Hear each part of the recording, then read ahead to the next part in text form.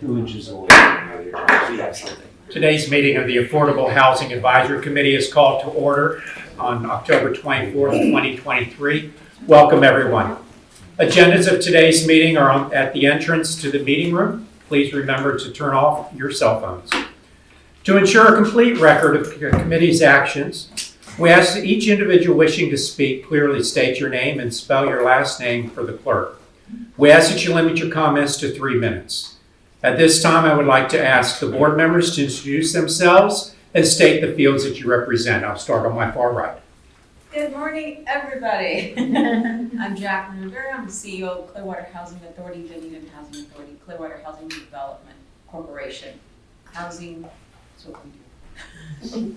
Good morning, I'm Pierre Cornway Construction, and I'm a residential developer and builder. Good morning, I'm Carmen Santiago, and I represent the board. Bruce Rector, Vice Chair of the City of Clearwater Community Development Board. Robin Field, I am a residential lender. David Harder with Tampa Bay Neighborhood Housing Services, formerly Clearwater Neighborhood Housing Services. Linda Byers, resident and affordable housing advocate. Kathleen Beckman, Clearwater City Council. Camille Hefting, I represent the employers within the city of Clearwater. And I'm Kevin Shannon. I represent the nonprofit industry. This is the third of 4 meetings of this committee. Our discussions have been very productive. Some good comments have come, and I believe we're moving forward with a good outcome and document. We have a lot to discuss today, so let's get right into the agenda. Our first order of business is to approve the minutes of the committee's meetings of September 12th and October 3rd. May I have a motion to approve item 2.1? I'll make a motion to approve item 2.1. Second. I have a motion and a second. Any comments or discussion? No comments or discussion. I'll call for a vote. All opposed? Say aye. You said opposed. Oh, excuse me. Thank you. All in favor, say aye. All opposed? Motion carries. Minutes are approved. Simon. Thank you for keeping me straight. Item 3.1, the third discussion of the Housing Incentives Program. The main item on today's agenda is to continue our discussion led by Ms. Amanda Warner from Wade Trim. Ms. Warner, the floor is yours. All right, thank you. Welcome everybody and good morning. Welcome back for our third meeting. So again, continuing to talk about the local housing incentive strategies update.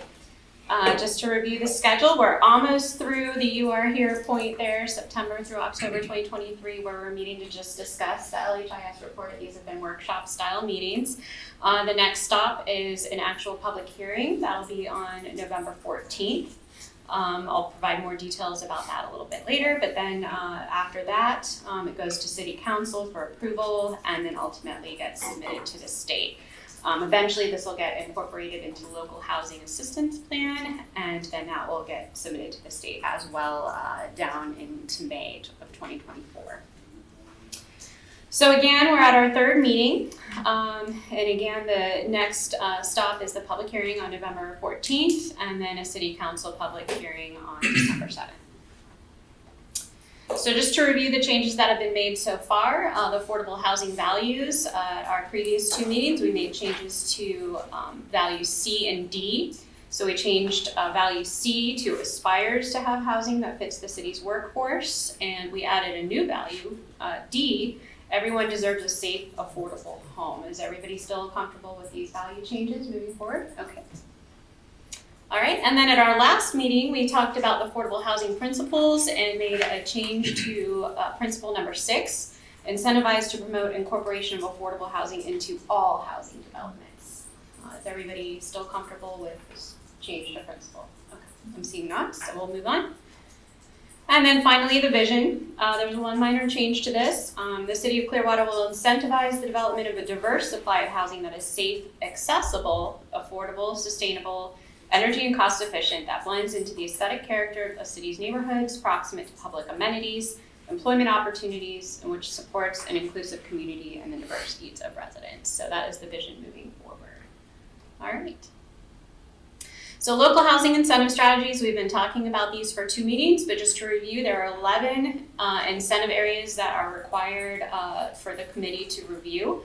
Those 11 are listed before you, and that's required by Florida statute. The AHAC has to review these areas and make recommendations. Additionally, there are AHAC-initiated incentive areas, of which there are 5, and those are on the screen before you as well. So that brings us to a total of 16 incentive areas in the local housing incentive strategy report. So looking back to our committee discussion on September 12th, there are 5 barriers, we'll say barriers and incentives because each of these has a flip side, that we talked about. The first was investor real estate and short-term rental competition.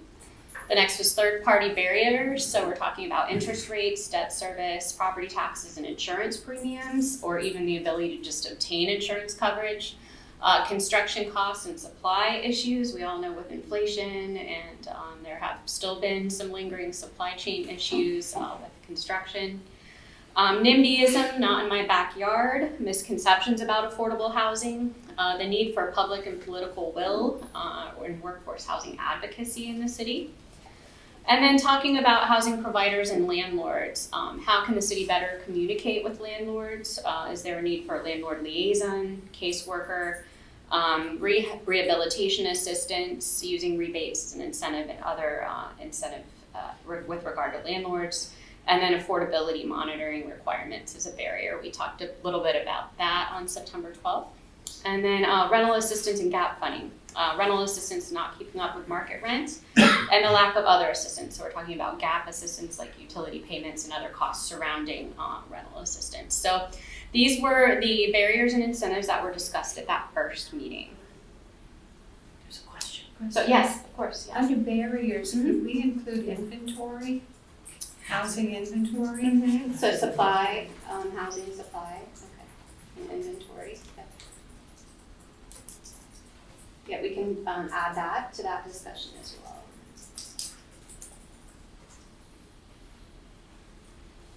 All right. Part 2 recommendations. So this was from October 3rd. What we'll do is we'll go through each of the incentive areas. So we'll go through all 16 of those incentive areas and just talk a little bit about a summary of the discussion of that October 3rd meeting. So for expedited review related to this particular topic area, on October 3rd, we talked about the duration of single-family permit reviews and how there's often a back and forth with the applicant and contractors to address review comments, and that sometimes adds length to the review process. We talked about an affordable housing mentor list. City staff talked about putting that together for 2024 as something to be done in the next year. An affordable housing brochure, we talked about that as well, even though there's materials available on the city's website related to affordable housing, having some kind of handout or brochure that can be distributed at in-person events. We talked about doing that in 2024 also. There's also discussion of working with public communications or an outside consultant to create that so that it would have more of a marketing feel and be more accessible to people looking at the brochure.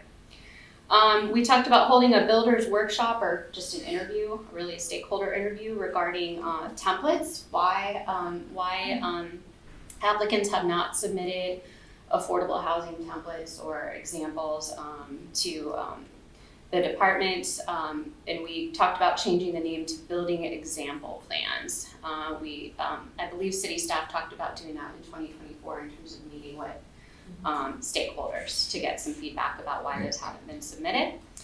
And then we talked about city staff providing a mid-year progress report to the NAHAB. So the AHAC will break up after this, and then the NAHAB will continue. So having that important communication with the NAHAB to make sure these are addressed over the coming year. Does anybody have anything to add regarding the summary of discussion in terms of what we talked about the last meeting? I was thinking along the lines of lender training Okay. for participating lenders in the down payment assistance program, which might include the lenders, the realtors, and particularly the title companies who close these particular types of deals.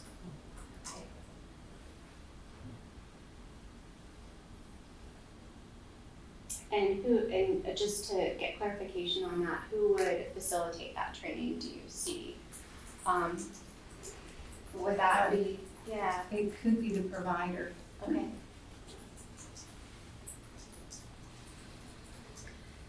So regarding the templates or pre-approved plans that are going to be done out there. We got, I think, a productive meeting with Tampa Bay Neighborhood Housing Services and Habitat for Humanity. Those are the two single-family home builders that build enough to really benefit from template plans. So what we did is we met with them and we talked about, well, nobody submitted, if there are unintended consequences, is there any underlying reason why you haven't? It was a good conversation, and I think we're going to see pre-approved plans come in the next several weeks. I think, David, you guys have already started working on that. To start the conversation, I submitted to you and to Kevin our last two models of approved plans so that we can start the conversation to see what benefit the template plan will have for the city building department as well as for us as we go through permitting. And similarly, we could do something potentially for additional accessory dwelling units, have pre-approved designs that people can use. So hopefully there's value in that we'll realize over time. Great, so it sounds like that's moving forward then. So, okay, great. Yes. And I wouldn't be opposed to paying for it either. I mean, I think we could pay for those pre-approved templates for both ADUs as well as single-family homes. And I know that Tampa Bay Housing and Habitat are bigger players with our limited land, but there are some smaller, particularly with the Clearwater Urban Leadership Coalition, are looking to have more, lesser known entities come in and build some homes, and they might benefit from templates that we purchase or have available. But are you thinking like you're gonna donate some of your templates, or? Well, we don't, what I've been able to do is I've negotiated with our design builder and architect team that has allowed me to submit it to the building department to get that template approval. Okay. And so right now, that has not cost us anything to submit it and to work to get the template approval. But I'm assuming that as soon as I want to pull a permit, they'll come back with an invoice really quickly as a repeat. And well, typically that works on, when you use the same plans, it works as a repeat fee as opposed to a design fee. And so it does get smaller, but as far as going through the process, I'm not paying anything for that. But I'll gladly call you, if someone wants money, I'll gladly call you and ask you to help. I don't have a problem doing that. I would just think it's proprietary, so these are just things to streamline your Sure. process and reduce Yeah. the cost. Yeah. But it's not for public Right, use. we would have to buy those plans and then we would have to pay for them each time we allow someone to use them. The city would have to pay each time we allow somebody to use them. I think you're talking about the ADUs more than. Yeah, I mean, so like if you have a pattern book where you design certain different models. Yeah. We would own the design, or we would also, from the limited research we've done, it's gonna cost each time you Each time. actually use it. So it could be something that, the CRA could potentially fund. And I don't envision the plans that Tampa Bay Neighborhood Housing Services submits and Habitat for Humanity submits. I don't envision them to be available. No. But I think somewhere along the lines, it'd be nice to have some pre-approved ones, especially for ADU, that generally fit with what we're looking for. And if we have to pay for them, fine, but ongoing expense, I mean, I don't know. But who knows how much it would be. Yeah, we've been looking into it, and I don't know. I haven't looked into it enough, but I saw a figure about $8,000 on one of them. Like But- per, not, like per each time you use it? Yeah. That was my initial reaction, but so Yeah. it's something that we're researching in particular for the North Greenwood CRA. Yeah. So more to come on that once we dive into it more. And so just to clarify, and I apologize if this was in the meeting minutes and I missed it, but these particular templates, building example plans that we're talking about are basically saved, for lack of a better word, by the planning department for a specific builder to basically streamline the review process. But it's not gonna be, like you said, a patent book or something that you say, well, I wanna build something affordable, don't you have a pre-built or a pre-drawn model that I can use, okay? And on the other hand, the affordable housing mentor list could be the other side of that. Somebody who comes in who's a brand new or has never done affordable housing building in Clearwater could say, who could I meet with that have done it here that could help me? And that would be kind of like the other side of that. Can I, one more, just because we're here, and it doesn't really pertain to the goals here, but part of that AHAC meeting that I attended, regional, was a discussion from someone, I think she was in Broward, that paid $2,000 to have a long weekend. They had a tiny home come in, and people could tour it. It was all decked out and all that stuff. And they also had the same thing with a container home. They paid another $2,000 for public education about what this container home looks like. So the container homes, though, if we want to think about those as ADUs, to me, that wouldn't be, you pay $8,000 each time you see if a container home would fit on your property as an ADU. Don't you think there wouldn't be? I mean, I think we would be looking at coming up with different size units for different size properties, so that's. I know it's a ways down, but Yeah. anything to cut the cost and get it up quickly. Well, and we were talking about education too of the general public, right, when it comes to affordable housing, and I feel like if we know, if we come up with a system where, you know, we say ADUs are going to be accepted in Clearwater, here's the list of ADUs you can kind of choose from, it's a lot easier for them to understand and for them to picture what it would look like, think about the costs and the benefits, than if we open up a can of worms of saying you can have basically whatever you want in your backyard when that's not the case. And then find out how much that would cost and how that would work. All right, well, it sounds like some of this stuff is underway, and then it sounds like there's more to do, I guess, over time that you know, the city will be working on in the background. But basically, these were the main points from October 3rd, and it sounds like some of them are still needing to be worked out. So the affordable housing mentor list, that's ongoing. The building example plans, both the interview, it sounds like it happened and is moving forward, and that potentially those will get submitted on the builder's end soon, and then some templates in terms of examples maybe forthcoming down the road.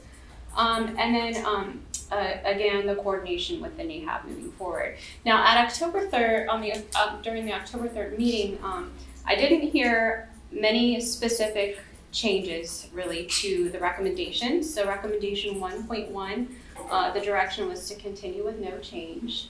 Just getting your acknowledgement that that's still the direction from the committee. And I'm seeing no comments regarding that. 1.2, also the direction was no change to that one.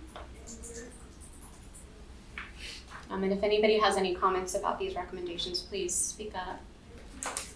And then recommendation 1.3, also no change. This is regarding customer service. And I believe many of these bullets under here are underway and ongoing. I had a question. Yes. Sorry, about, in reviewing this for today's meeting, the second expedited review on 1.2, it says continued. Mm-hmm. My question is, how does it fit with 1.1, which is on the other page? Because it says create a definitive but feasible review timeline for affordable housing projects considering variables such as blah, blah, blah. But over here on 1.1, we have projects submitted with this form will receive priority during the permit review process. And we've got, you know, by completing reviews of single family permit reviews within 4 days of the initial submittal, within 3 days of the subsequent. So I believe 1.1 is focused on single-family permit applications, and then the other one I believe is focused on larger multifamily applications. Okay. But we can definitely make that clarification between the two so that it stands out Okay. more. And then I had that brief question, Gina, I submitted like last night about streamlining both level 1 and level 2 flexibility variance review processes to let staff do it for some things. So it was, can we eliminate or reduce public hearings on single-family affordable housing projects to the greatest extent possible? Review what can be approved internally or administratively to expedite the process. Side setback reduction is an example of an item that should only take administrative internal approval. That would require us restructuring the code. Right now, the DRC process is a staff review process that is not a public hearing. And that's about a 20 working day process already. And I don't know if we really have that many requests for side setback reductions. I think they're more for like front setback reductions, in particular on corner lots. Because the side setback is only 5 feet as it is now in most of the residential zoning districts. So, I mean, if we're gonna do that, we have to create a whole process outside of the existing process. Well, I know you had a number of corner lots, right? And they're a little more cumbersome. And then you have the sidewalk problem in front of. Yeah, there's the corner lots always are an issue in the sense that you've got the primary front and the secondary front. And that, a lot of times, that's where we need flexibility, is typically on the secondary front. But if there's an administrative process that doesn't have to go to public for that review, that seems to be addressing that. I mean, it's the regular FLS, the flexible standard Right. development process. Yeah. And sidewalks, I just don't know what to do about sidewalks. Anyone is welcome to drive by 1205 Roosevelt, for example, where we've got beautiful, beautiful 5-foot wide sidewalks that end in both of our neighbors' properties, and neither of our neighbors' properties have sidewalks. And that's just, that's an issue that is just massive in urban infill development and in, urban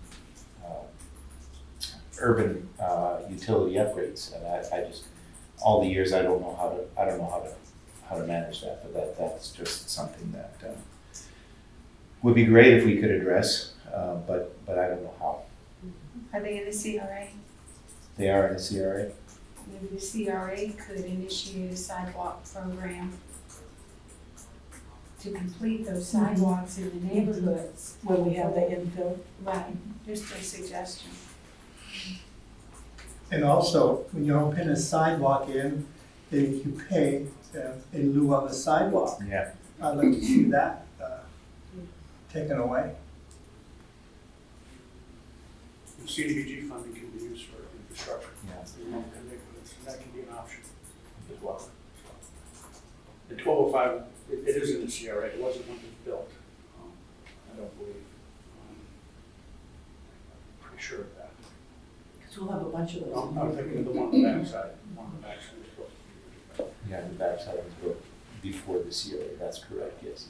But yeah, if there could be a unified approach to sidewalks in urban neighborhoods, where it could be actually effective, and to provide those sidewalks on a block by block, street by street basis, and systematically address those issues. We all know the safety issues that not having sidewalks leads to, so so that would be something else, but that leads very much to a practical side as opposed to, the LHIS.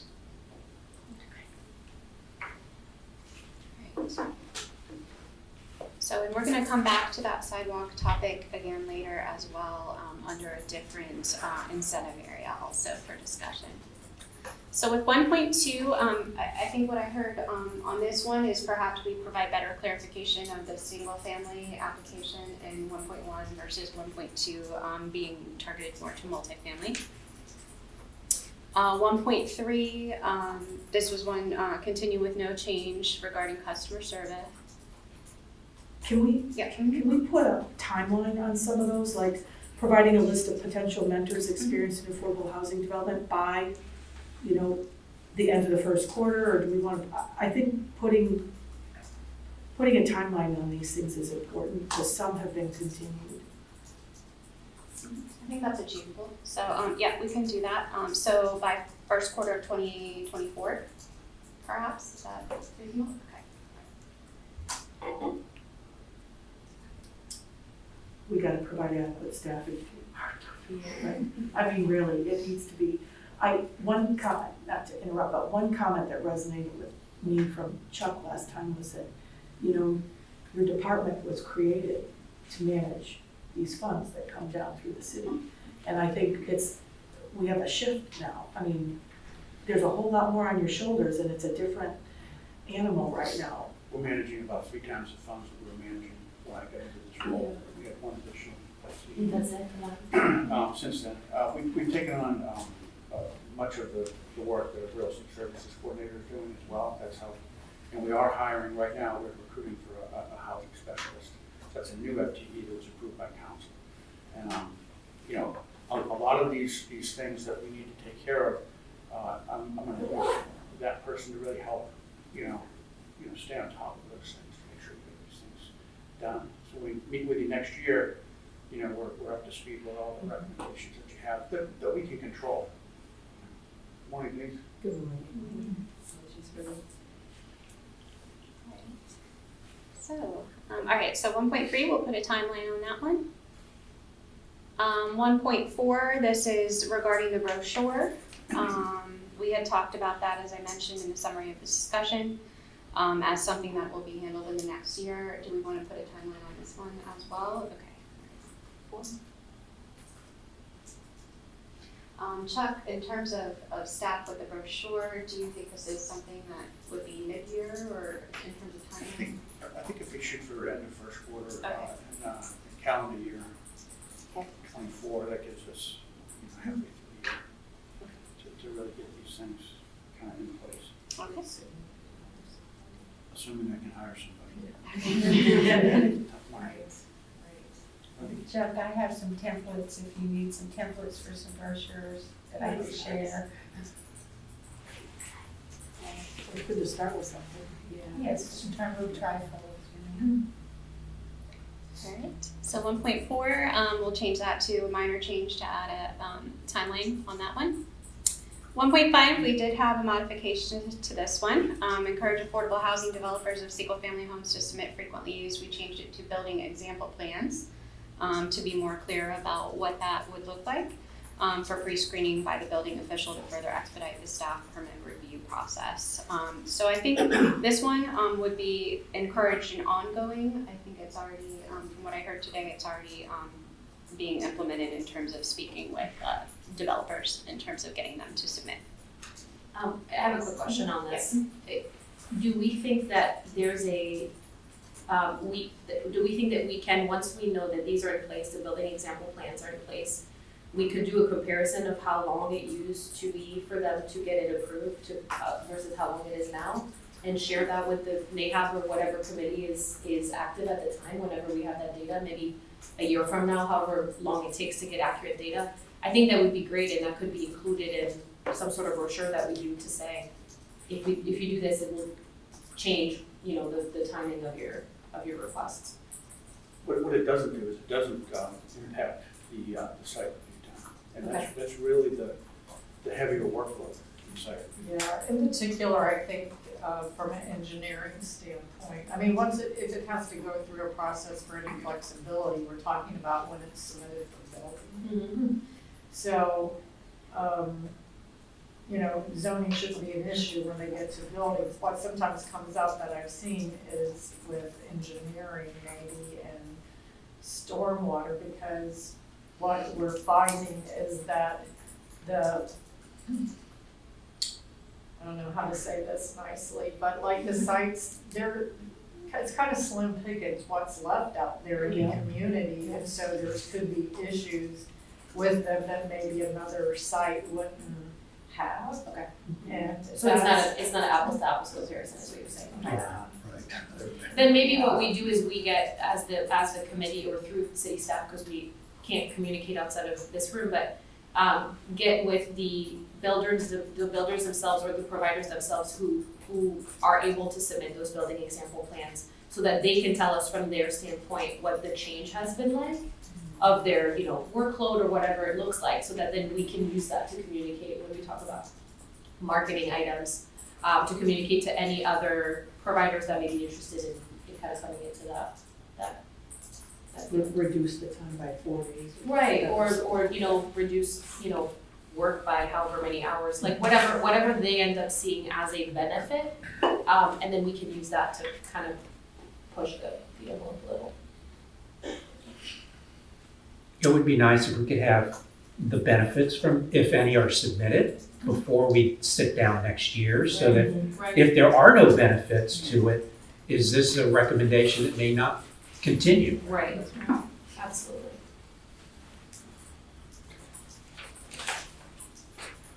Or if we find that the benefits are completely different than we thought they would be, Right. like things that we don't know until we try it.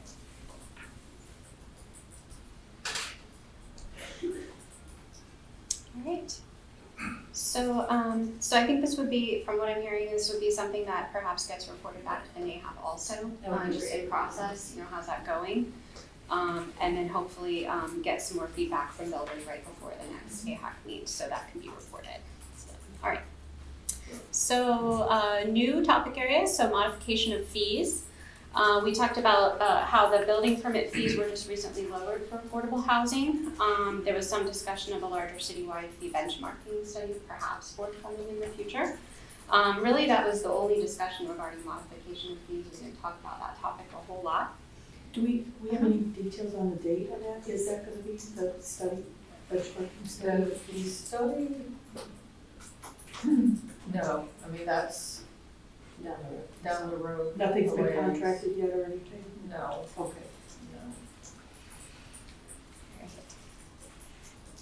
So anything to add to the discussion in this particular topic before we move on to each individual recommendation? Okay, seeing nothing, I'll go on to recommendation 2.1.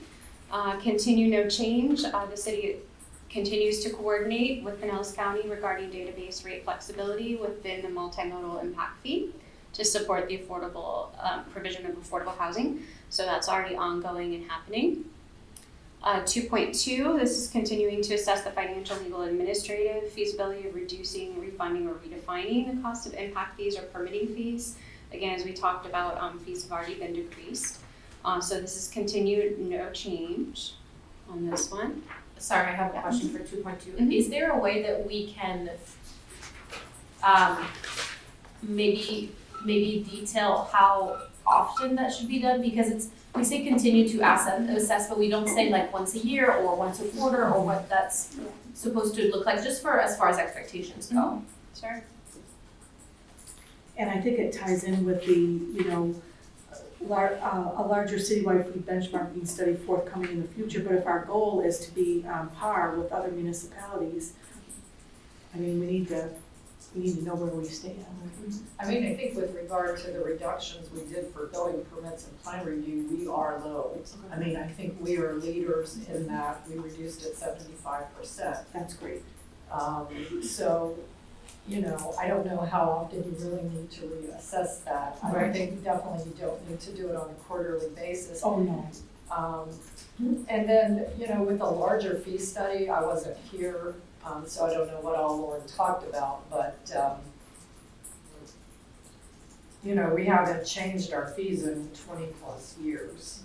For the planning fees, or our building fees, because our building fees fluctuate with construction value, but our site plan review fees, we're tied to very, I will say in the end, it was a political kind of decision on the fees. It does not capture staff time involved at all, or notices and all of that. So, I mean, I would think we're not gonna get a whole lot more out of those reductions, except for maybe for the site plan. Maybe we had carved out something to reduce fees for affordable housing projects going through the site plan process. Other than that, I'm not really sure what we would be doing in the fee study related specifically to affordable housing. I have a question regarding fees and reduced charges. Are those fees and reductions passed on to the end user? Who benefits from those fee reductions? The contractor who builds the residential unit or the person who buys the residential unit? It's eliminating the barrier to construction and producing more units theoretically. That's where the benefit lies. But direct pass on, that's something you can't control. It is though, it is a direct, I mean, indirect or direct pass on, it is, because otherwise they wouldn't be able to build affordable housing if it wasn't for that, I would think. I know for us, it's all part of the total development cost package, and both with SHIP and with home, we've got maximum sale prices to the buyer, so any reduction keeps us developing within those costs of the maximum sale price. So it is an indirect, but it is a direct pass-through to the buyer. That the maximum sales price currently is $481,176. Not in Clearwater. Not in Not in Clearwater. Clearwater, that's right. Still That's Three- the statement. Still $349,525. I plan to agenda a discussion that they have next month to talk specifically about that. Because there are some Nuances. there are some pros and cons in there that need to be discussed. It's not as simple as, why don't we just raise it? I agree. Oh, and the maximum, what a family with a mortgage at 120% AMI can afford, from a mortgage perspective, does play the major role in dictating what the sale price is. It's not necessarily development costs. What's dictating it is the assistance that's provided, the amount of assistance that's provided that reduces that loan and makes it affordable. There are a lot more things that dictate it. But I mean, true, there's more. High interest rates, and we've talked about this, right? High interest rates, high insurance, taxes. Right. Yeah, I think it'd be a good discussion next month. Yes, Yeah. All right, so in terms of putting a timeline on this, do we want to keep it as is or put in? Can we just put annually or like, biannually? yeah, every other year? I mean, it doesn't have to be, to your point, Gina, it doesn't have to be constantly since we know it's already been reduced, but I think because of how long these documents live, I would rather have something on there than not, just so that we can stay accountable. I don't know what the committee's. What is a reasonable time, Gina, as far as how often to review it? I mean, I would think every other year at a, This committee meets every year, so I mean, it's. Right. Yeah, I mean, So- fees don't get so you're changed getting that often annual- in local government, So you get an annual review of this, just by nature of this committee. And it's not like this recommendation is asking for a full-on, analysis every time. It's just continuing to assess. So I don't think it would hurt to say, once a year or every other year, but maybe I'm wrong. So it's just, I don't think the verbiage in this is creating an issue if we said, annually, just because this committee meets annually. But if it's every other year, that's fine too, I think. I think just to contribute to that, I think, the way this is where it's the feasibility of reducing. Right. So for example, if the feasibility that particular year is that we just did this. Right. So it's not feasible to do it right now. Right. It doesn't have to be a long process Right. necessarily. It could be just once a year to say, are we still the lowest in Pinellas County? Yes, then we don't have to reduce them more. I guess we don't know how quick those things change, so it's. Well, and is it safe to assume, Gina, if you said that we haven't changed fees in 20+ years generally, that they're lower than others? Yes. Okay. Yeah. Yes. Yeah, right. And that's something to put on our brochure. Absolutely, we need to- absolutely. And your 75% reduction. Oh, I wrote it down last year too, and all yeah, that. yeah. It really needs, we need to highlight that. Yeah, I was trying to think of what the fee is for single family home, because when we did the fee study back in 2000, I think it was, we reduced the fees for single family homes, so they're already lower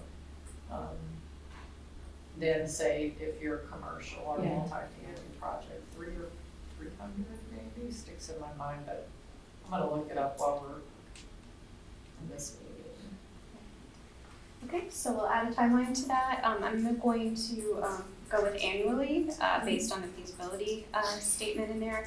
And what you'll receive back, just as we're talking about these edits, is before the public hearing, you'll get an updated draft with the strike through and underline of these changes that we're talking about today. So that draft you received, that Chuck was kind enough to send out, that's a working draft, so it'll continue to be updated until the 14th. So moving on from recommendation 2.2, 2.3, we had the Planning and Development Department will continue to implement the fee schedule of fees, rates, and charges ordinance to provide a reduction for plan review and permit. Fees for single-family homes just continue, no changes, something that's already being done. If I could, the FLS application for a single-family home or a duplex is only $200, and it is $300 if you have to go to a public hearing.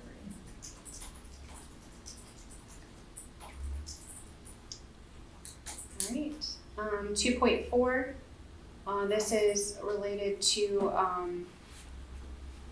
assisting with the payment of fees with federal funds designated for affordable housing. And this is just continued to evaluate that. All right, so flexible densities. So this is the third incentive area that we're required to look at. And I put the Live Local Act first up there. The Live Local Act adds a preemption for zoning, density, and height if the project meets affordable housing thresholds. City staff will soon post a Live Local Act, I can't say that, thank you, on the city's website. And policy changes will be considered first and then code changes later. And I think this is something Lauren was talking about during our last meeting. I think everybody in the planning community is waiting for further legislation and guidance regarding this act. So this is all in progress and ongoing, but I think it's very relevant to the topic of flexible densities because it basically preempts and forces that if certain criteria are met. Can we put a first quarter on that, a timeline? Is that, or maybe by mid-year? Chuck, maybe after the legislative session, so by mid-year? Yeah, so let's look at, I mean, we're gonna be bringing the policy to city council, I would think at the latest, but in December. So you'll know how we intend to implement it, and so that information will be out there.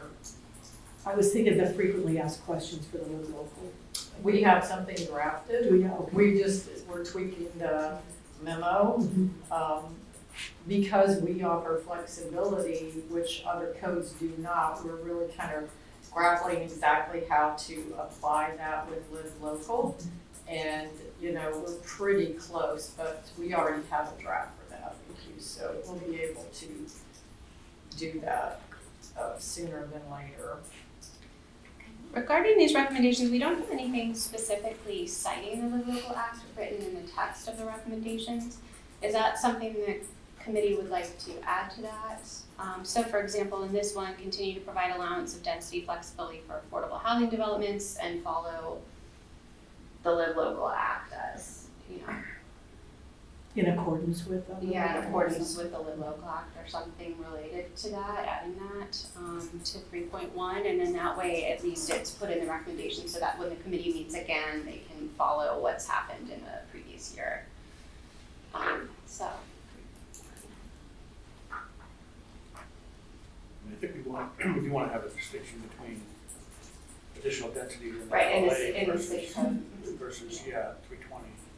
Yeah, that's what I was gonna ask. I'm sorry, I didn't know if you have something, because we have at least 3 different ways to get increases in density. We don't allow the densities in LA, it's preempted. Correct. But we do have the affordable housing bonus, and we have the public amenities incentive pool. So we have 2 other ways to get density increases. And the density bonus is really what would apply in residential areas, since Live Local doesn't apply to residential property. Right, maybe we add a Live Local Act reference as a separate sentence under 3.2 or one of the other recommendations under flexible densities. I'm just scrolling through to see if there's an appropriate location for that. Yeah, okay. Or including but not limited to. Yeah. Mm-hmm. Well, and we can, if we're gonna change the language, we could also say basically anything that, because Live Local Act may be just one of the policy, one of the pieces of legislation that gets passed that affects this. Right. So we don't know yet what that's gonna look like. Right. So we'll, I'm gonna go back and look at this and try to work this into, to the incentive area 3, whether that ends up being additional to one of the existing recommendations or another recommendation to just follow and stay updated about the implications of, I can't talk today, implications of Live Local Act. We can continue to put that in here just so it's flagged for the committee's discussion during the next year. So we'll make sure that makes its way in here. So 3.2, we had continue no change, and 3.3 we also had continue no change. Anything else not related to the Live Local Act for recommendations 3.1, 3.2, or 3.3? Is everybody okay? Okay. All right, so we'll incorporate Live Local Act somehow into one of these 3 recommendations or create an additional recommendation. So for infrastructure capacity not identified as a barrier, that was continued again this year, so no recommendation. We have the language of no recommendation in the report, and that's continuing that as is. All right. Accessory dwelling units. So we talked quite a bit about accessory dwelling units. We talked about investor real estate and short-term rental competition. We talked about the landlord liaison program and owner incentives for long-term rental. The need for community development code standards, example parking, occupancy, tenure flexibility, etc. And the need for education about ADUs. We talked about that earlier this meeting as well, so this ties back into that discussion. With that, we had no change to the recommendations specifically resulting from that. Continuing to allow for accessory dwelling units in non-residential zoning districts, that's already in the community development code. Revisiting the city council comprehensive plan policies to consider allowing 1 accessory dwelling unit on a residential lot of any size. That's currently in there, I believe. So Yeah, I did want to say that the comprehensive plan was passed on first reading at our last meeting. And so the policy that we have is in quality places, 6.1.10 that replaces this states that allow accessory dwelling units in all residential zoning districts and exempt them from density provisions to provide additional and diverse housing options integrated into existing neighborhoods. Such accessory dwelling units shall not be used for short-term rental purposes. So that's what we have. So I know the comp plan isn't adopted yet, but I didn't know if you wanted to, in this go ahead and report, update this. Yeah, that'd be great. Gina, if you send that language to me, and then I can go ahead and make sure that makes its way in here, and then we can update that to reference the implementation of that. So with that, that covers 5.2, so we'll get that updated to reflect current events. 5.3, provide flexibility for other alternative unit types such as co-housing to incentivize unconventional solutions to address affordable housing needs. That, I believe, is in the comp plan policy. Isn't it? As in promotion? I don't know. Okay. All right. Okay. So we'll double check on that one as well. So 5.3. I have a question. I have a question regarding ADUs. Is the intent of this to increase additional housing opportunities? How is it connected to affordable housing? We could potentially stand up a program where we assisted with the construction of these. The hard thing is monitoring because it's a one-off. But we're working with actually the state of Florida right now, Florida Housing Coalition, on a monitoring plan that might give us some flexibility there. So it's possible we could do that. Just the increase in housing, that type of unit, is going to be, it's kind of what you call NOAA, naturally occurring affordable housing, because it's a smaller unit. So I think there's benefits in it. I do. I will say that when I've attended national conferences and talked to people from California and Washington and Oregon, where this is, they're like years ahead of us on this. Maybe a few years ago, there was a lot of discussion how it's expensive to build an ADU, and they're not the panacea that everyone thinks they're going to be, and that a lot of people were not building them just due to the cost of construction of them. So I don't want to be negative, but I also want us to be realistic. I don't, you know, it'll be interesting to see, you know, how, you know, effective they will be for us in providing affordable housing, because you can't really, unless you're paying for it in a low-lying neighborhood, you're not gonna be able to restrict them for low-lying usage. Building a home at half the size isn't necessarily half the cost. Right, right. Because they have to meet all of the different building restrictions through the fire department and so forth, so they are more expensive to build. But couldn't we, you know, couldn't we incentivize down the road people like Habitat or Tampa Bay Housing, David's group? And I think of, again, I bring up Audrey's house on the corner of Seminole and by the rec center. Wouldn't it have been nice if we incentivized you, or we paid, the city paid, or helped, whatever, to build an ADU on that lot? Because it's such an odd lot, it's got extra space. And then Audrey can have income, we can have more affordable housing. It's just a win-win to do it at the time that you're building that. I mean, what would it take to make that happen? So classic unintended consequence, if you build the ADU along with the home, Yeah. you're increasing the income of the home buyer, now they're not eligible for that home. That's catch-22. An ADU that's rented is restricted under the homestead law. Its restriction is 50% loss of homestead exemption because you're renting ADU. Crap. That's the law. I mean, I will just bring up Pierre. We worked with him on his great development in the Gateway area, encouraged him to do an ADU up above the garage, and I would say those units are not affordable. Based on the last conversations we had when we toured your property, how quickly those properties went up in value. Yeah, they're beautiful. But then Pierre, I mean, maybe you know, but, so I had no idea that you have a reduction in your homestead exemption if you're renting out your ADU. So those people are probably using it as an art studio or an office or something. And if they're using it as an office, it's also a reduction in the homestead. If they report. No, it's residential, it's families moving in. Yeah. If families moving in, that's a different thing. They're considered a household member at that point. Okay. I would recommend partnering with the housing authority on ADUs. How? I'm just throwing it out there. Well, because you could, with the homeowner, you could enter into agreement to have those rented under voucher. It meets affordability. that's That would be a nice. project-based situation, and we are at our limit with project-based, because we already have, they cap us for the whole program, we can only do so many.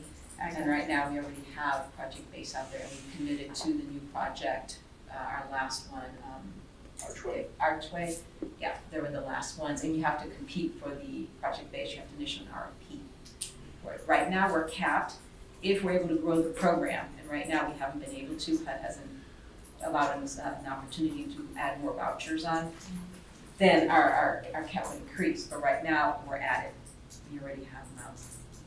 But you can always put tenant-based vouchers in there, absolutely, but they can go at any time with their voucher. So tenant-based vouchers, because I know a lot of people that are walking around with a voucher trying to find housing. Yes. How does that fit into Audrey, who owns her home and has an ADU in Homestead? Does it affect her at all? No, she just rents it out, accepts the voucher, and then she gets her payment from the housing authority, and then whatever's left, the tenant pays. But Okay. no, we would be And it renting doesn't like affect anything her else. homestead If she's exemption? renting, it would. Yeah. But she's But she renting, would gain it from the rents. okay. Yeah, which Come one? out ahead. She has to make sure she comes out Do it ahead. that way, you will Yeah. get ahead, yeah. Is there any way for any of the funding that we receive, that the city receives, that is for affordable housing to go towards construction of these ADUs if the owner of the property, you know, agrees to keep it I don't know how that would look like. Is there any? Yeah, we could put a land use restriction agreement on the unit, Yeah. making sure that they rent to someone that qualifies. Right. And we need to monitor that. Right. That's good. So that's that monitoring conversation, okay, yeah, okay. I mean, it's a great question, because the idea, I mean, we've been talking about ADU for, I feel like, years between the NAHAB and the AHAC. But it's that question of, now that it's in and now that it's been put in the comprehensive plan and it's beautiful and shiny and all that, how do we make sure that it has the intended consequences and not the other way around? Well, you could do it in your CRA too, and you have a TIF funded tax increment financing, then it's less restricted as it would be if you were using state or federal funding. And monitoring, of course, would play, but you can put a restrictive covenant on there, but you still have to monitor. Yeah. You can do a rebate program where you provide a certain percentage of the construction cost to reduce it, Yeah. you know. Or I wouldn't recommend financing the construction, that's too cumbersome, but there are some options when it comes to ADUs. It's just a monitoring issue. When you monitor a large apartment complex, remember, units, economies of scale. Right. There's a property manager that's collecting the information that we need. Right. The one-offs, have that, it's Yeah. just much more time consuming. That's why I recommended the housing authority, they've already done that. Yeah. And they do it every year, so they do the job. Well, and I think another conversation, and I know it was in the beginning where you put the discussion comments, but that's going to change the way, I mean, parking is, I feel like, is already so different than it used to be. If I'm correct, the code in Clearwater says that for parking, you can park on your driveway and you can put one car parallel to your driveway. And I think that's the kind of the restriction. And there's entire neighborhoods where families are living together because they can't afford to live in separate places. And so you see those streets, during the day everybody's at work and there's no cars on the street, but the second you come home after 5 o'clock, it's like there's cars everywhere because they can only park on the street outside of that extra car next to the driveway. So that's gonna also start another conversation about what does that do to parking? Because if I add a unit to my backyard or my side yard, that person's gonna need a place to park, and where do I go from there? Kind of. That's what we're anticipating, the big issue to be, is parking, and where neighbors are gonna probably raise the most concerns. That's part of previously, I think, why council didn't approve it. We will be doing some zoning work for the North Greenwood CRA, where we're really gonna do a deep dive into ADUs, because they also probably are some of the smallest lots in the city. So I think that part of this study will be looking at, do we have space to do freestanding ADUs, or would we be better off looking at attached ADUs? But there could be building code issues with that, so we'll be doing a deep dive, but that, I think that parking is gonna be, and we'll just have to learn, like many cities across the country, that we have on-street parking. Right. And you just need to go slow through the neighborhoods and kind of weave your way around. If you go to South Tampa right now, where there's a lot of ADUs in old South Tampa, that's what you do. I think we, all these are great ideas. I think we need to consider, though, right now, the consequence of insurance in Florida. I heard a national news story this morning on the radio talking about the significant statistic of Florida homeowners who are either selling their homes because they can't afford the insurance, it's more than a mortgage payment now, or they are or they're in very high risk of defaulting on their mortgage soon because they can't get the insurance in place to stay in their homes. And then, or they said the third alternative was that many Florida homeowners are now waiving wind damage on their coverage, which certainly puts a lot of Floridians at, exposure if a storm comes through, that they end up losing their home because they don't have insurance to cover their damage. So that cost of, of improving your home, adding a unit, the cost of insurance could negate all these things that we're talking about, the benefits of doing it.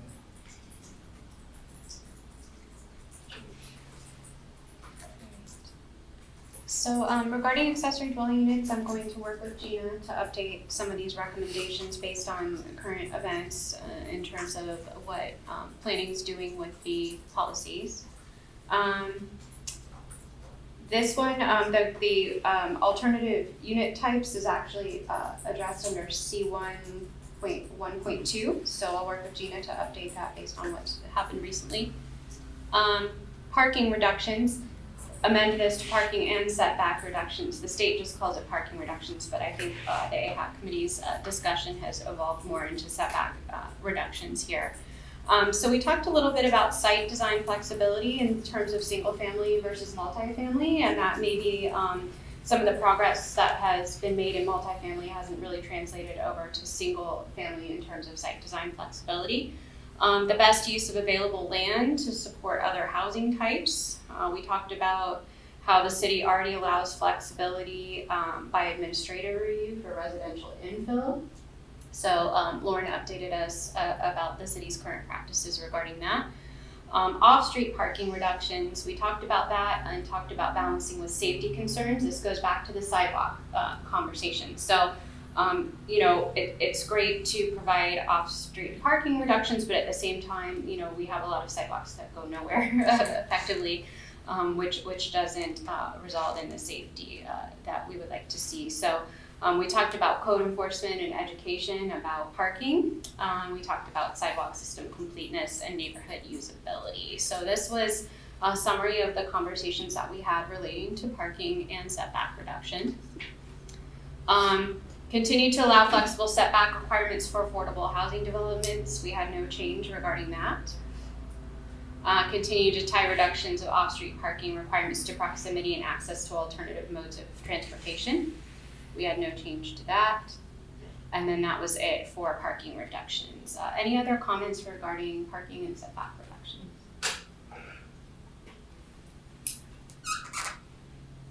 Okay, all right. Flexible lot configurations. The discussion from incentive number 6 that we just summarized kind of carried over into our discussion of flexible lot configurations.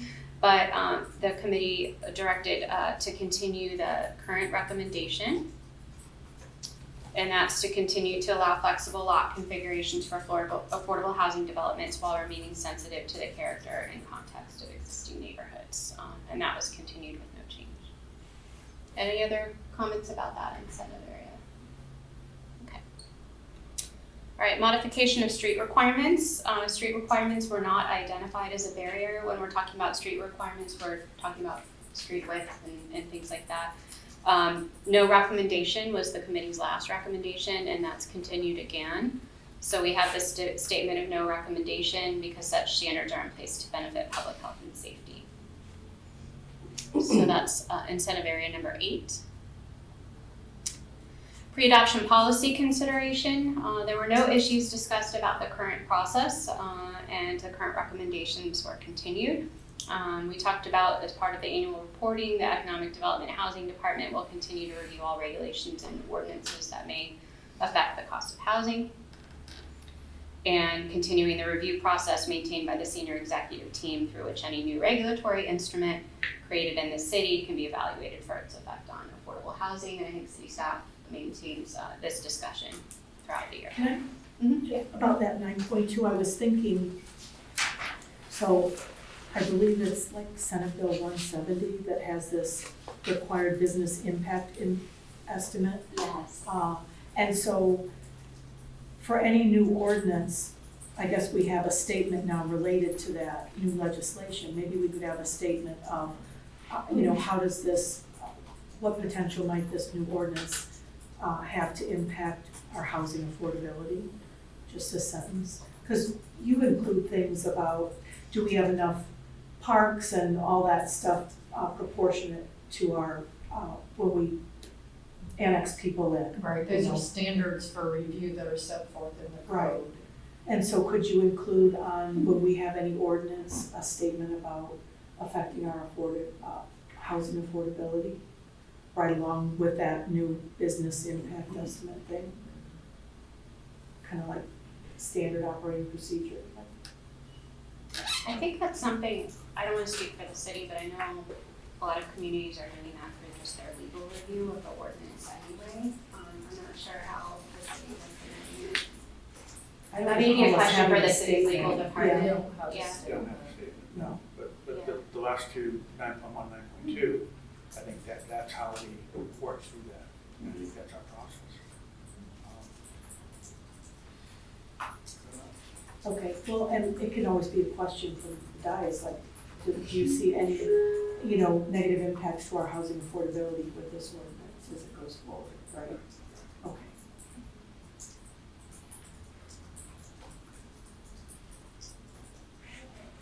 Yeah, I think in reading 9.2, I think it's that could be covered by the list there created in the city ordinance, regulations, et cetera, legislation. We could add, impacts of legislations, et cetera, can be evaluated for its effect on affordability. So we may add just a clause there in the et cetera section to address that. And I think it's good for generally, residents, forward facing to let residents know, like, look, we've all said this is a top priority, so whenever we pass an ordinance, we're going to make a statement about how might it potentially impact housing affordability.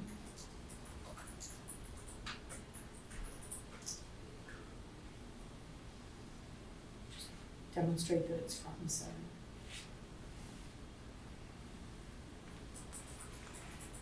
Okay, so 9.2, we have a minor adjustment to that one.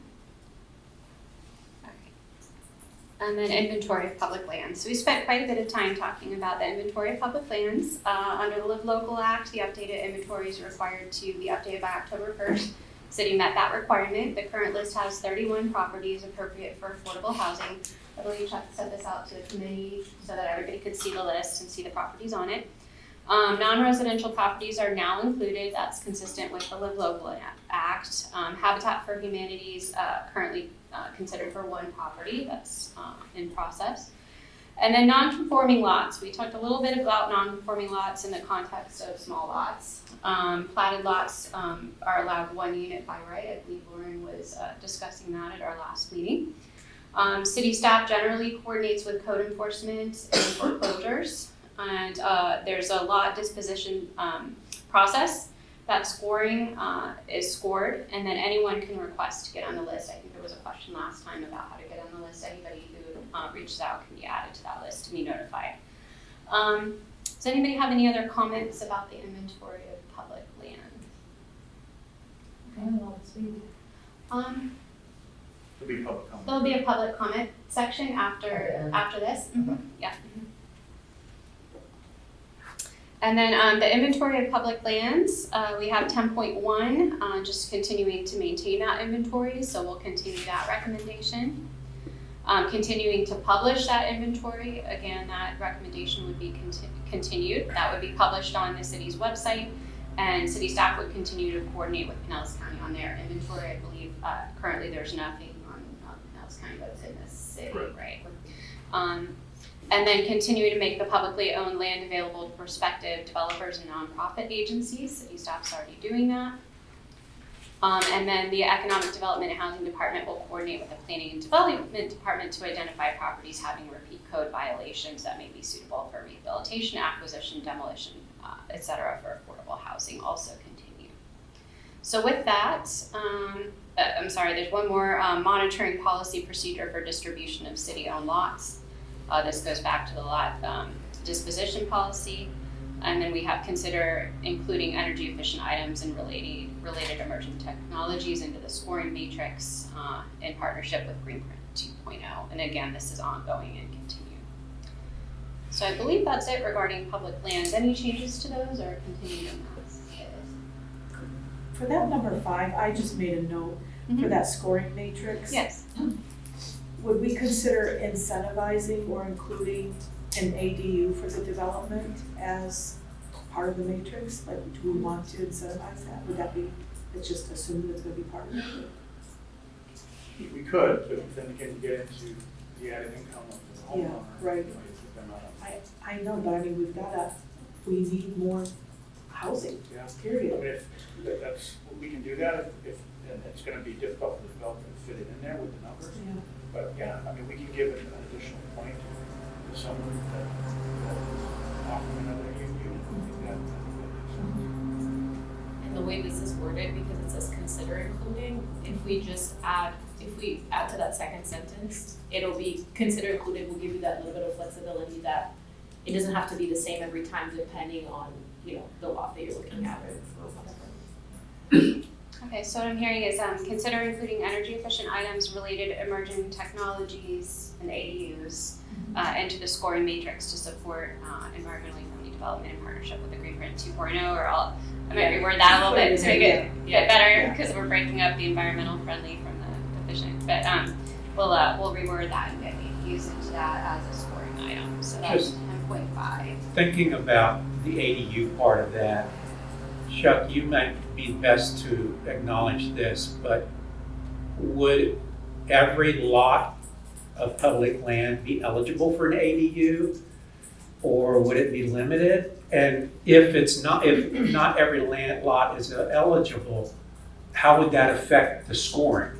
If the lot's not eligible, would it affect the scoring? Or I think we have to think about how that scoring would be worded in the score to adjust for that. So if you're talking about our the lands that we own, we are now disposing of the last single-family home property that we have. So it's kind of moot at this point. We don't have any more coming in, but it's still important to have a discussion. But all the other properties are multifamily properties, and really not applicable for ADUs because you want to develop them to the maximum potential with what you're developing.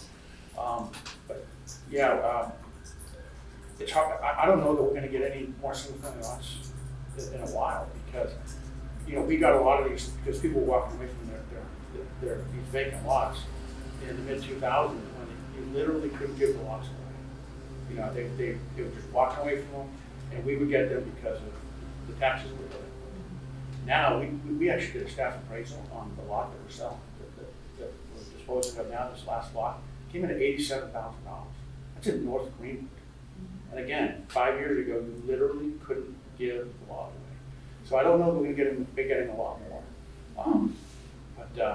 Yeah, I understand the point. Is there another term that would be more general that we would want to put in, like alternative unit type or something?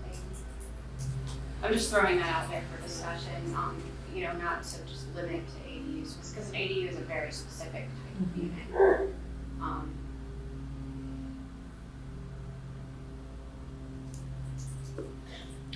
mean, maybe we don't need to change this at all. Here, let's continue to do what we're doing and take a look at this and see if we might want to add that in the future. I made a note here for myself to talk with the NAHAB about our scoring criteria for this. I think we can shake all that out through that discussion. Because it's a good time to do it. We're not going to have another one for a while. I'm actually working with our attorney on kind of modifying the program a little bit, the documentation. And I will present that to have the scoring criteria. I think it'll be a good discussion. I would hesitate adding something here that could affect the scoring matrix in the future. Sure. Okay. I will definitely jump to that. So I think a conclusion is let this remain as is, and then that we handle if there's any AHAC looking at the scoring matrix. Okay. And then perhaps the next meeting of the AHAC, whatever comes out of that, gets incorporated into this recommendation. So, okay. All right. Proximity to transportation, employment, and mixed-use development. We had no issues with the current policy, and the current recommendations continued. City maintaining and implementing future land use element policies. I will not read them all of the city's comprehensive plan. Gina, I wanted to ask you, will any of these be affected by what's going? You may not know that answer off the top of your head. Yes. I don't know. We have a whole new comprehensive plan. We have a goal that's related to encouraging the development of housing units in a variety of types and cost. I think that's really going to replace all of that. Okay. So, all right. So this may be another one where I'll meet with Gina and we'll kind of discuss how to make this contemporary to what's going on. Yeah, we do have a matrix that staff put together that said, what happened to this. Okay, where it went. So, okay. All right, very well. All right. So you may see changes to this in the draft depending on the outcome of that discussion. But those are what are in place right now. Yes. Right. Gina, when do we expect the adoption of the comp plan? January. Okay. Yeah, it's been sent to the state now for their review, so by the time it comes back, we have to see if we have to make any changes, then we have to get it re-advertised for second reading for city council. So adaptive reuse, so this is the other incentive area that's very closely related to the Live Local Act. The Live Local Act incentivizes adaptive reuse by preemption for zoning density and height if project meets affordable housing thresholds. And at the last meeting, we talked about examples of recommendation 12.1 implementation. I believe there was an assisted living facility recently reused, and then in terms of a school property, the North Ward Elementary School as being, I think it's advertised for reuse. Is there anything? It's not being advertised for reviews yesterday, we just selected, All right, good. we selected an architect who is going to help us do some improvements to stabilize the building until we can find a development partner. Okay, great. All right, so those are two examples of recommendation 12.1, and then I'll show you recommendation 12.1. Continue to allow adaptive reuse involving the conversion of surplus and or outmoded buildings, including churches, school buildings, hospitals, train stations, warehouses, factories, etc., to mixed uses where permitted by zoning district. So that was another one, continued with no change. I had just a comment about this one. Number one, I didn't know if we wanted to include hotels, I mean, we have et cetera. But as we see more churches, so I think St. Paul's on Gulf to Bay is sold, it's gonna be made into maybe a hotel, do you know what plans? They talked about doing a hotel, but they have a big gap in the density that they Okay. want. So I don't know what will happen, but that's, a hotel is what they're. And then there's a change at First United Methodist and stuff. I wonder if we want the city to be more proactive in, you know, letting these religious institutions, these churches know that we're interested in having a conversation before you go out to a developer maybe, you know? I mean, how could we put that in there? I mean, I get, we continue to allow it, but I don't know if there's a place in the plan to say we will be intentional in reaching out to, yeah. So something like promote or encourage. Yeah. Allow/encourage. Yeah. You know, you mentioned hotels. I was also thinking office buildings that are no longer office buildings because everybody works remotely, or those that ended up, staying remotely. That might not be something that we see in 2023, but it might be something that by the time we meet again next year comes up. And that also goes with that idea of having a proactive conversation with whoever owns that building to say, instead of trying to rebuild it to fit your next tenant, maybe we change it to something else. Maybe you can create because usually parking is not an issue there because they have a parking lot right around it. But I don't know if that's something that's ever been done in Clearwater or even anywhere that we could look at as an example to say this was an office building and then it wasn't, and it could be an affordable housing apartment building or whatever. Well, Apex 1100 is probably the closest example that I can think Okay. of. As a former, that shell of a building. Yes, that was sitting there for a while.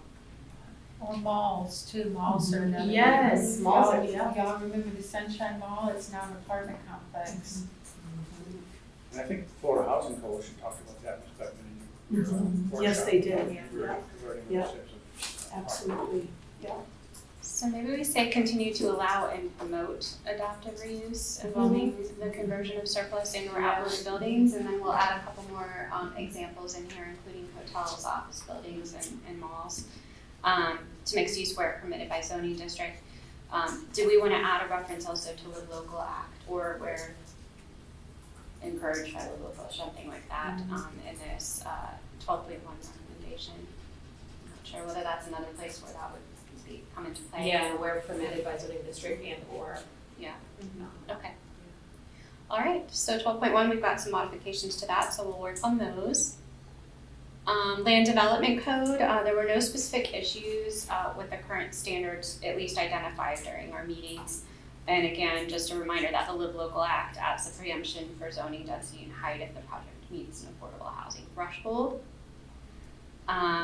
13.1 was continue to incentivize developers to address recommended design standards for affordable housing developments consistent with section 3-920 of the City of Clearwater Community Development Code. This is one where, if you recall, the body of the recommendation is just continuing to incentivize, but the other criteria I don't believe are in the Community Development Code yet. This is a continue with no change recommendation. Any other comments about that one?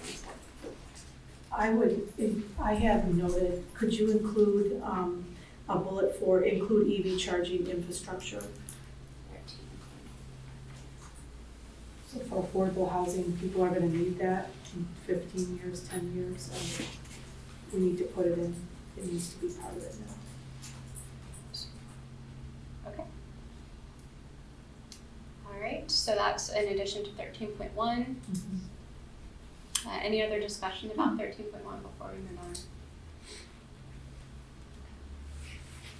All right, communication and marketing of affordable housing. This is where we talked about NIMBY and housing providers and landlords. At our last meeting, we talked about Housing First and affordable housing advocacy. We talked about a quarterly newsletter about affordable housing events. We talked about a landlord liaison program and a landlord rebate program. And I think where we ended up at the last discussion was that city staff would work with the NAHAB to benchmark what other communities are doing. I don't recall any specific direction other than to continue this through the NAHAB and try to sort out some of this benchmarking needs here. Anything else with the discussion of communication and marketing? Well, this may fall under there, but because I'm here representing the employers, I think it's important to bring the employers in our area to this conversation, and I don't know the right way to do it. But, you know, when I think about a large employer like Baycare that is affected when nurses and other personnel can't find housing around their facilities, I think it should be part of this conversation we're having. And because they're a large corporation, they may have investment, you know, capital investment dollars that we may not have for a large affordable housing development. So that's, I think, a conversation that we need to start having. And Baycare is just an example, obviously, but I think it probably would fall under there. I was waiting to see where it might fall in the 16, but I think I would include it here. Speaking of Baycare, I had an opportunity to go to a lunch and learn, if you will, at St. Anthony's Hospital, where we set up a table with our brochures and our information relative to our programs. This is the City of St. Petersburg programs I'm referring to, and it was quite successful. We were there long after our time frame, just talking to folks about home ownership, those that own homes, housing rehabilitation, and what is offered. So it'd be nice if we could reach out to Baycare's other facilities and do the same as a unified group, including the entitlement communities that are the four of us in Pinellas County. So they were very receptive, the employees. Yeah. But also talking about the large employers, I know that there are programs in other communities, not many in Florida, but there are other communities up north where the employers actually offer employee assistance to home buyers. Yes. And, you know, as an employee, you have to work there for a certain period of time after you get that assistance to help them, you know, buy within the community. And this is what I'm thinking, basically saying, instead of going to individuals and saying, did you know all these programs existed? And or the other side of things that I see is there are corporations like, and I'm thinking of the example through Habitat where Hooters is one of the corporations here in Clearwater that has sponsored a number of homes because they know that their workers, their workforce is the audience for that program. And so that's a great partnerships that they have. But I'm thinking almost to take this and bring it to a larger scale. But right? I know that there are, for example, hospital associations up in Maryland and Pennsylvania where they give certain amount of down payment assistance for their employees. Right. St. Anthony's has a program for down payment assistance for their employees too. Yeah. I believe Frenchie's actually owns apartments on the beach that They do, use yep, their they do. employees. Absolutely. So that's a And- great example. And this is kind of what I'm thinking, right? Because if you think of the area that Morton Plant Hospital is in, there's not a ton of vacant land, but if there was a piece of land that would be bigger than what is, needed for a single family home, something that could be like a complex, and that we would go into an agreement to say it would be an affordable housing complex and it would be, priority for those that work for Baker, whatever the situation is. Like, I think we can get really creative to see what the needs are and to meet those needs, but it's definitely a conversation we need to start if it hasn't started yet. And the Opal Group bought a hotel across the street from the JW Marriott for employee housing. Yeah. And we worked with folks in Sevier County, Tennessee, and they got together because they had a very similar situation Yeah. with housing there.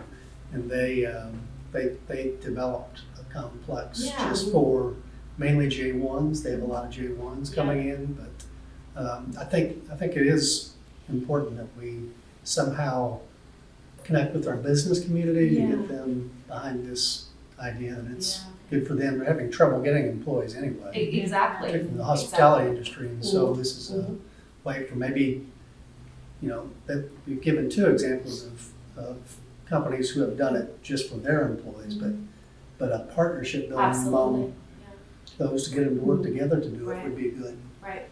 And especially because obviously large employers could do it themselves and they may have the capital to do it, but partnering or collaboration with employers of different sizes and in different industries would just grow the impact that it would have at the end of the day to the end user. Because again, we go back to like, what does the end user benefit? How does the end user benefit? So. Yeah, I skipped forward to 60, we'll go back, Yeah. but I skipped forward to 16 partnerships because I feel like this is where that Probably, would go. yeah, I think yeah. we'll create another bullet under here for establishing partnerships with major employers to find ways to incentivize affordable housing or coordinate with those employers to actually provide housing. So we'll include that here under 16.1 partnerships. So I think and there's a few other bullets under here that are kind of related in a way too. So I think that's a really good point, and we'll get that added here as well.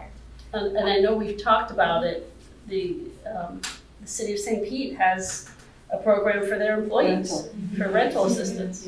So far, we've served 61 since we started the program just a few months ago, and it's growing every day, so the word's getting out. Yeah. It's a good program. When you look at that partnerships, we also need to think about partnering with employers, but partnering with somebody who's going to help coordinate that. Yes. Because that's not really, at least in my vision, not a city, it may be a city responsibility, but it's not something we can use federal dollars for if we're limiting who can move into it. Right. So, Yeah, it may not be a direct partnership, to your point, it may be through a third party, yeah. And it may end up, depending on the conversations we have, it may end up something that needs to happen on a county-wide level, because we have large employers all throughout, and Big Care is gonna be another great example, they're everywhere in the county, so you're not gonna wanna be limited to just Clearwater. I mean, it would be nice if we could start it and get all the PR, but that's another story. we can. Yeah. You make a really good point about the funding, but I think the concept is that it takes some pressure off the inventory. yes, Yes. exactly. Allows for folks for the funding opportunities. And I think a significant point of interaction with large corporations is with their asset department and finding and identifying underutilized property that they already own.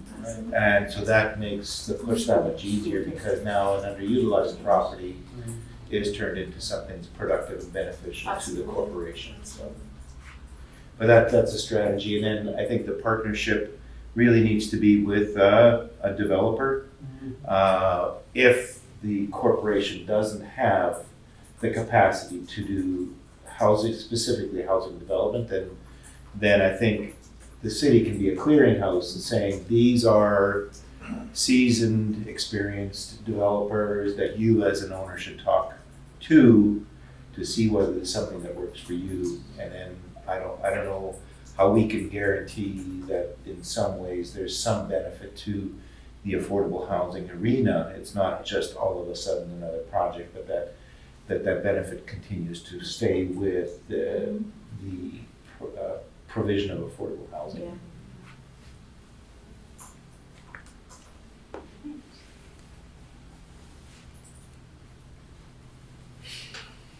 Okay, so we left off, so that'll go into partnerships, number 16. Number 14, communication and marketing. With this one, I didn't hear any changes specifically to this. I know there's some ongoing tasks related to this that city staff is going to work on throughout the year, including the brochure and so forth. Any other changes to 14, communication and marketing? Okay, all right. So financing. So we talked about financial barriers to rental housing, the need to increase rental assistance and other financial assistance. We talked a little bit about code violation liens and lien reduction requests. The AHAC continued current recommendations.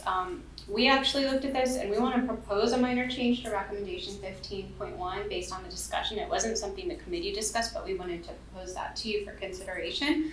There was so much talk about rental housing, and really the recommendation under financing only referred to the construction and maintenance of affordable housing, which is really the development, new build, and then rehabilitation. We didn't really talk about financial assistance related to actually getting in the housing at the occupant level. So 15.1, we added a clause here that says, and financial assistance to obtain affordable housing. So it would read diversify financial strategies to contribute to the new construction and maintenance of affordable housing and financial assistance to obtain affordable housing. So this is really just looking at diversifying opportunities to fund that. So that was the suggested addition here.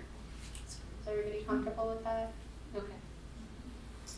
All right, so that was 15, financing. 15.2, evaluate the feasibility of reducing paying code violation liens on lots suitable for affordable housing development. That was something we talked about at the last meeting, but the recommendation continued with no change. Yeah, I have just a question. When we think about financing, and I know this is financing of construction but when we look at money related to all of this concern, as an elected official, I look at the money that we need to allocate to our economic development and housing department. And so I don't know if there's a recommendation that we all support adequate staffing to get the work done and where that would fall. Because, you know, as Chuck's got a task list and timelines on here, Gina's got astronomical amounts of work, but that we value that and we make a statement about we need to adequately staff to get the work done. Yeah. Certainly you can add a third recommendation here. 15.3, ensure city staffing levels are adequate to reach these goals. Reach the goals. To achieve these recommendations. Yep. Okay. Yep. Mm-hmm. Yeah, we can add 15. No, I don't. Yeah, and I didn't know where it would fall, but it's about money. Yeah, so I guess it's. Yeah, we can add that. Well, currently, it's not so much about money, it's about filling the 200 vacancies or whatever we have citywide. Well, it's about being paid them enough so that they apply and get hired on. It's across the city, not just planning. Mm-hmm. All right, we'll get that added. Yeah. You get a free rental for 2 years. Maybe you. All right, so we'll have 3 total recommendations under financing, a third new one related to ensuring that city staffing levels are adequate to implement the recommendations of the local housing incentive strategy report. Partnerships. So we skipped forward to this, now we're skipping back and now forward again. So third-party barriers. This was quite a bit of the discussion, I think, this year. It was related to all of these barriers that we really honestly don't have control over.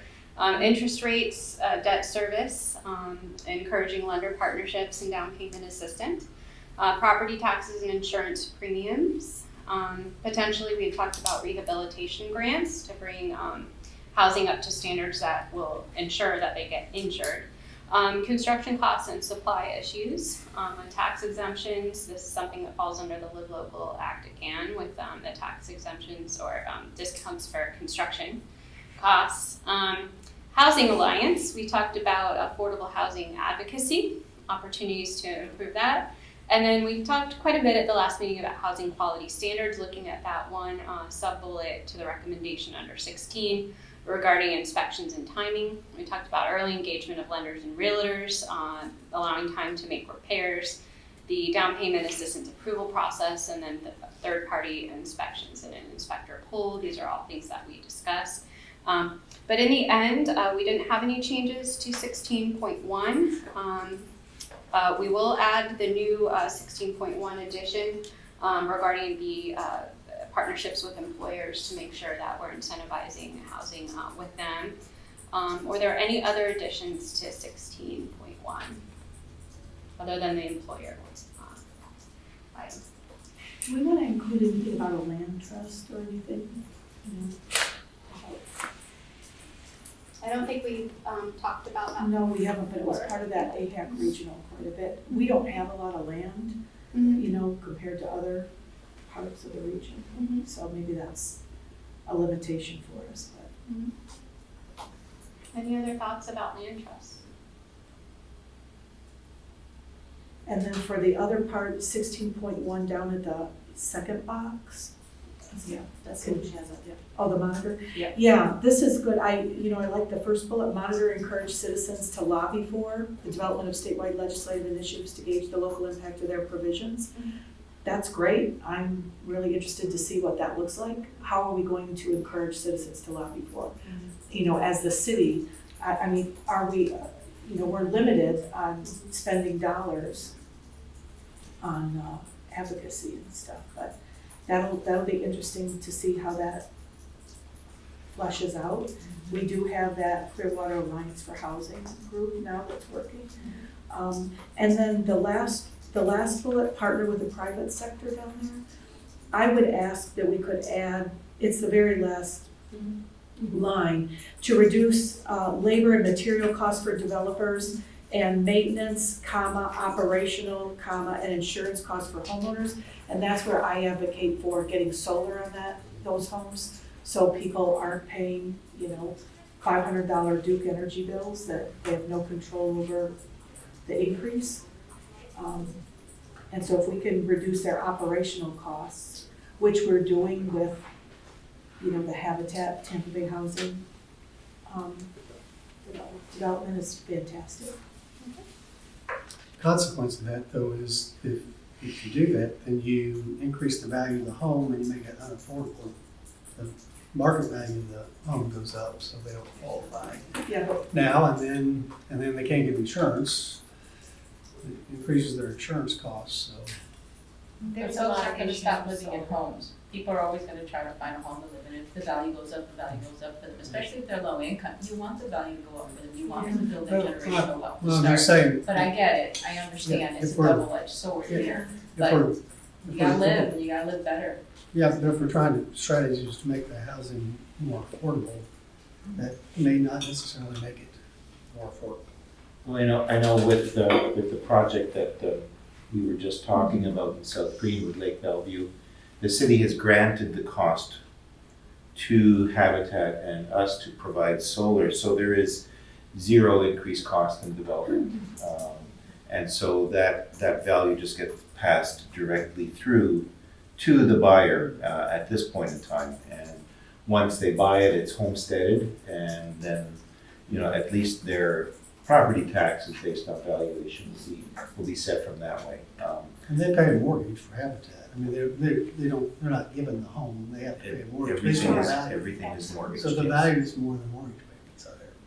But you have to be very careful with solar. We do housing rehabilitation. When there's a solar panel on that roof, it has to come off before you replace the roof. It cost one of our borrowers $5,000 to have that company come in, take off that roof, and replace it after the new roof went on. He paid $118 a month for that solar for 30 years, and he didn't save very much on his electric bill. So you have to monitor the solar companies and make sure that they're getting a good deal. you do, and again, that's where it comes down to staffing. I'll tell you, I Yes. have solar on my roof, we paid for it, we have a part of our contract is a one-time, replacement, take it down and put it back up when we replace the roof. But again, you look at the cost, and the cost of the return on investment, and when our cost of electricity is going up 27% in the next 3 years, you've gotta have ways to reduce their living costs, So regarding that last bullet, adding after maintenance, operational, there's also other energy efficient measures that go into homes. I know, things like more energy efficient windows, et cetera, not just limited to solar. And I'm just throwing out there, operational, probably like a really broad word that could be considered for a number of different things in that context, if you're still wanting to proceed with adding that word. I would think weatherization, which encompasses solar windows, doors, and so forth, possibly, as an option. I mean, maintenance could be, yeah. It's basically saying we can't just consider the short-term affordability of the home, we have to consider the long-term. and that's why they're operational. And I think windows, insulation, all those things are operational. Correct. Things you can do to reduce your costs. I know I regularly talk about a tiered energy efficiency system.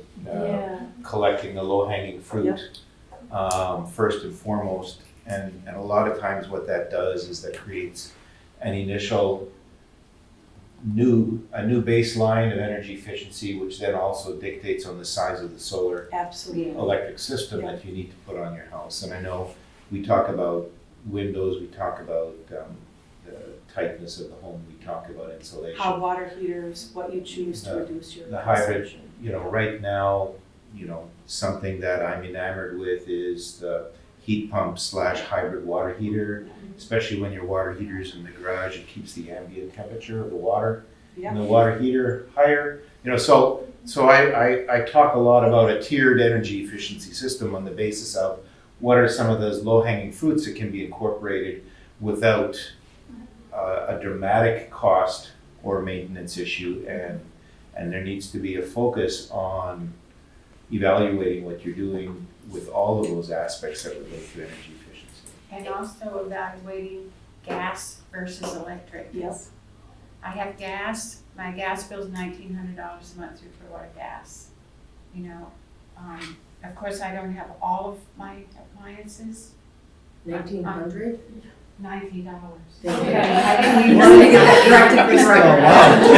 That was a Freudian slip, $19. Yes. That is, but we also have another guiding document in Clearwater, which is Green Print 2.0, that has goals of reducing pollution and carbon emissions, as well as getting solar on the homes of 1,000 residents, not 1,000 homes, but 1,000 residents. So we have those goals that are important. Alright, so the change to this one would be that last bullet, adding operational to broadly mean a number of energy efficiency related measures to reduce the cost for homeowners. Anything else on 16 other than that and the reference to employer partnerships? Could we, in that last bullet that you're going to modify, use the word long-term affordability or something similar so that it really explained that we're not just talking about reducing the labor and cost of building the house, but also to live in it, and not just the first 5 years, but really throughout the life of the home. Yeah, long-term is what it's. Okay. Yep, we can definitely add that there too. Okay. All right, so that was the last one, so 16.1. Our next meeting, fingers crossed, we're gonna be in the library, at least that's my understanding. 100 North Osceola Avenue, and that'll be November 14th. That will be a public hearing format. My understanding is the NAHAB's meeting the same day. If you wanna go over the, or maybe, I So don't we'll- wanna take over the we'll chair be role. at 9 a.m. with the AHAC. We'll complete our meeting, and then we'll immediately go into, or take a break, but then go into the NAHAB meeting. So the 4 additional members can stick around and watch the meeting, where they're free to leave. And we will have some, at least one housing topic on the NAHAB meeting that I want to talk about, maybe another. So That AHAC meeting is on the 14th? November 14th, at 9 a.m. Okay. I have an opioid abatement, the whole break and review is going on, starting at 8 AM, so I don't think I think that's a firm date they got there. So. Does anybody else have a conflict for the 14th? So that meeting will be to approve the changes that we've made. So we will be at a point where, now, your job is, if you think changes need to be made, recommend them, but keep in mind that major changes at that point are going to be difficult. So try to be cognizant of that, because we're going to go right from there into the council meeting at the beginning of December to approve. Yeah, so then they have, I think, we'll approve this on the 14th. Right. And then does it come to the council on the 16th? No, it does not. It does not come to council until December 7th. You're saying any changes need to happen today, because next month will be almost, Not need, just well, be if cognizant. there are any Yes. changes, okay. Yes. I think we had a really thorough review today. We did, And yeah. Anna's done a wonderful job. Thank you, Thank Amanda. So with that, thank you everyone for your patience during this process and for these workshop meetings. I'll see you on the 14th, and with that, I'll give it back to the chair. Thank you, Ms. Warner. Appreciate your time and efforts in this project with us. Does anyone from the public wish to speak on this item? If so, please stand. You have 3 minutes to speak. Hey everyone, it's Jessica. I did want to know if we could go to section Your last 10. name is? What, Jessica Martin. Section 10, the very first one.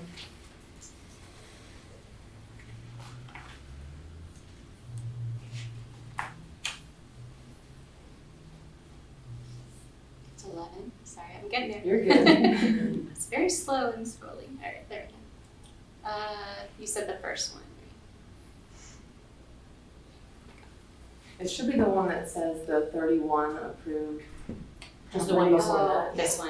Okay, yeah, gotcha. Okay, so I would like to, if it's up to you guys, but there are 85 approved units out of those 31 properties. I think it would make sense to highlight that because, I mean, if you say 31 properties, I think most people would assume that maybe that's 31 opportunities for affordable housing, but really it's 85 units, and that's just up to the current code. So also, something that I think would be really smart to look into is storage container housing. So, not only are we, they might not be cheaper than building a traditional home, but I think that they will last longer. So they'll be more sustainable. You could easily, they're more eco-friendly. You could attach solar to them very easily. There's already a company that does this that I think would be good to maybe partner with. And then also you could probably increase the number of units you could have on these lots based on how you could configure them. So just some ideas to think about.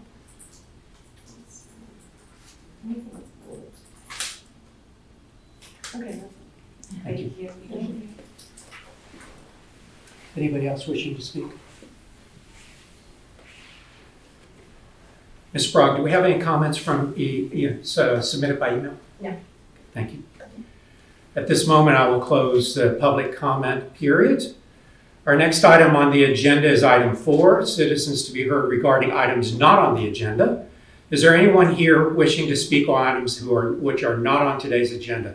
If so, please rise and state your name, spell your last name for the record. You'll have 3 minutes to address any object not on today's agenda. Seeing no one else, I will close. Ms. Sprague, is there any comments on that? Okay. I'll close public comment on this. Any final comments from committee members? Yes. At our last council meeting, we approved this Advantage Pinellas Housing Action Plan that I think you might want to, if you're not aware of it yet, take a look at it. So this is that Pinellas County Housing Compact that we all signed on to, I think it was last spring. And this now has been given by the county to Forward Pinellas to be the lead agency to implement it. And, we need to stay on top of that and be involved with it, the conversations. And I'm hoping Whit Blanton will have, at least 2 meetings a year, rather than 1, to keep us focused and on track and keep it at the top of the list. about what Is that document available? This is, yep, I will I send go it, to Florida. I'll send it out. Perfect, thank you. Any other comments from the committee? Lastly, Chuck, do you have anything else you'd like to share with us today? Just quickly, I want to give a quick update, and we're coming up on our taper, so, which is our year-end federal report. So you'll have all the updates that you need at the NAHAB. But one program that I think has been very successful, that I want you all to be aware of, and Denise may chime in on this, because she started this program when I was in Public Works. It's an emergency grant program up to $5,000. We've assisted, we've completed 69, approved or completed 69 grants, and there's 22 that are still in the pipeline. This has been a very widely successful program. We've used ARPA funds to do it. Emergency repairs to homes that, if not repaired, the home would deteriorate quickly, those types of repairs. We've replaced air conditioning units. We all know in Florida, a lot of AC is an emergency. My Safe Florida Home Program requires to come out of pocket for $5,000. It looks like there's going to be a special session next month to put more money into that program. We can use this program to pay a low-income person's portion of that burden. So it's been very successful, and we hope to continue it. We don't know what funding source we'll use, but ARPA has been a source behind it. Did you have anything to add to that?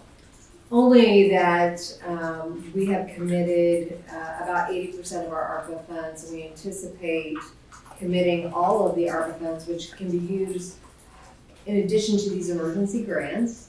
They're being used for other, they're expanding the down payment assistance and other projects and programs.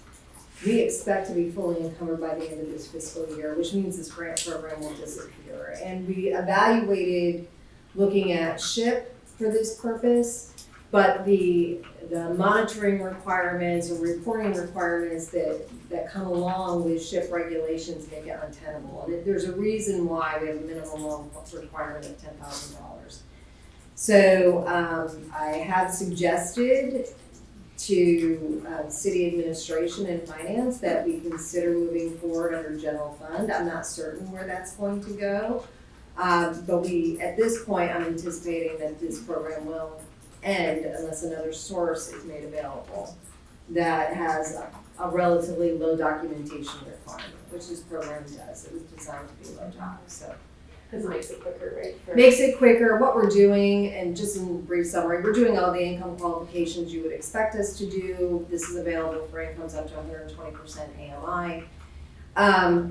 The homeowner is charged with going up, because it's $5,000, it's a non-competitive bid under procurement, and they're able to go out and hire their own contractor, and we're direct paying that contractor or vendor for that service once complete. So that is completely different than our current rehab program. With some of you that involved David Harder, for example, that is very different than our requirements under our current rehab process. So it's quick and easy, it's relatively painless for the homeowner, and we've been able to get a lot of really successful quick hits done with residents in need. So, and the purpose behind the emergency grant is to prevent or address a deteriorating condition, address ADA modifications that may be needed, and other safety requirements. And so under the veil of safety, we're utilizing that provision to support the My Safe Florida Home program, so that $5,000 doesn't have to come out of an income-limited homeowner's pocket. That's all I have. Thank you. Thank you. Our next AHEC meeting is scheduled for Tuesday, November 14th, 9 a.m. at the main library. Remember, we will continue with our NAHAB meeting following that. With that, the meeting is adjourned. Thank you.